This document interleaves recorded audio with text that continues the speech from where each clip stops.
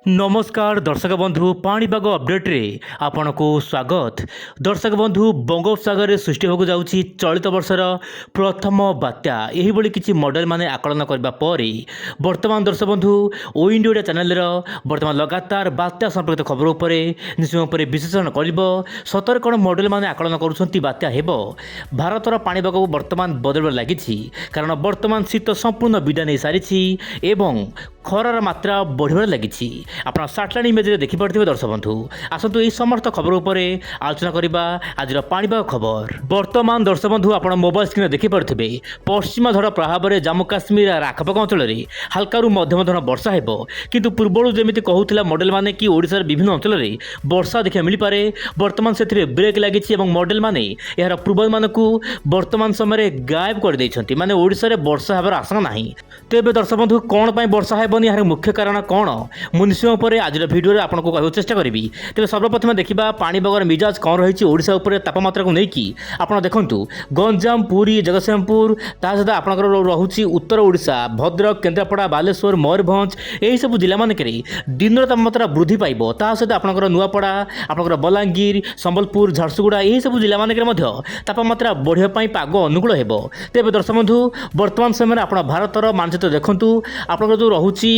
भारत जमीक रोचे पश्चिम भाग और दक्षिण पूर्व भाग में तापमात्रा रह रह बढ़ दर्शक बंधु आगामी दिन तापमात्रा बढ़ापी पाग अनुकूल हो पारे। वर्तमान शीत संपूर्ण विदाय नहीं सारी ओडिशा विशेषकर ओडिशा शीत विदाय नहीं सारी और ओडिशा रे प्रबल अति प्रबल गरम हो तापमात्रा प्राय 35 डिग्री टपिबार आशंका रही। आपड़ जानी आसंता काली ओडिशार विभिन्न अंचल में तापमात्रा बढ़ी जाइथिला गरम गुळुगुळी बढ़ुची यही समय मध्य पाणीपाग सूचना देछि केवल उत्तर भारत को छाड़देले आपंकर बाकी देशर विभिन्न भाग में तापमात्रा बढ़िबो किंतु उत्तर भारत में 15 तारिख पर क्रमागत भाव में तापमात्रा बढ़ापी पाग अनुकूल हो पारे। वर्तमान देखूँ वायुर चलन दर्शक बंधु बंगोपसागर जो छोट मोट घूर्णिबल आसूला वर्तमान ताहा दुर्बल हो जाइछि किंतु बंगोपसागर जो तल लाटिट्यूड रोचे यार आखपाख अंचल में सामान्य घूर्णिबल मात्रा रोचे जहाँपाई कि श्रीलंकार लगातार भाव में हल्का फुल्का वर्षा देखा मिल पारे किंतु दक्षिण भारत में वर्षार आशंका सेतेटा नाही बोली जार जना पड़ुछि। उत्तर पश्चिम दिगु वर्तमान शुष्क आसबार लगी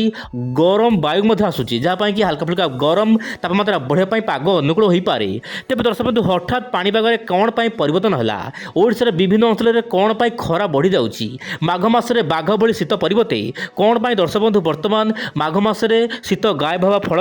जनजीवन को अस्तव्यस्त करदे झांझी पवन मुझे कह चाहिए आप देखूँ हेल्ले पूर्व मुझे कह चाहिए वर्तमान भारत महासागर पूर्व और ऑस्ट्रेलिया आखपाख अंचल में वर्तमान लगातार भाव में बात्या माने दुईटी बात्या सृष्टि होती जार प्रभाव तो भारत पर नहीं किंतु यही बात्या प्रभाव में उत्तर पश्चिम दिगु संपूर्ण वायु को टाणी नौची यही बात्या तेज बात्या ना रखा तालाहा कि दर्शक बंधु यही बात्यार प्रभाव भारत पर नथिले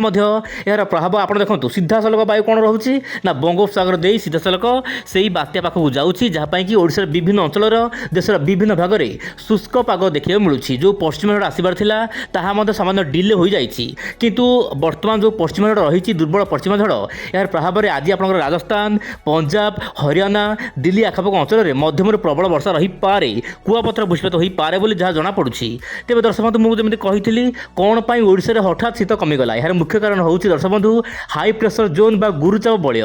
बंगोपसागर एवं आप दक्षिण भारत उपर वर्तमान गुरुचाप बल सक्रिय रही यार प्रभाव में समुद्र वायु जाऊँगी ओडिशा मध्य को भारत मध्य को जहाँपाई कि कुहुड़ मात्रा बढ़ी जाऊँगी